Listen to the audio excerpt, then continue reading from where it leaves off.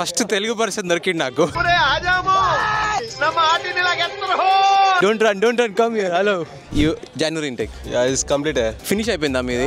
ఓ wow, finish అయిపోయినా కానీ still యూనివర్సిటీకి వచ్చి ఇక్కడ కూర్చొని మంచి చిల్ అవుతున్నావు. ఎట్లుంటది మరి మనతోని? So what you want to say to people who are like who are gonna start in January? వాళ్ళకి ఏం చెప్దాం అనుకుంటున్నాం? వాళ్ళకంతా ఏం లేదు, జస్ట్ మంచిగా చదువుకోవడం, మంచిగా అసైన్మెంట్లు ఇన్ టైంలో అయిపోగొట్టడం, కాలేజ్ ఫీజెస్ ఇన్ టైంలో పే చేయడం. ఏం చెప్పగలను ఎంతకన్నా? ఎగ్జాక్ట్లీ. కాలేజ్ మెయిన్ ఇంపార్టెంట్, ఎందుకంటే college fee main important. In టైంలో పే చేయాలి, లేకపోతే వాళ్ళకి ఐడి బ్లాక్ చేస్తారు. అంతే, ఐడి బ్లాక్ చేస్తారు, ఇంటికి కూడా పంపిస్తారు.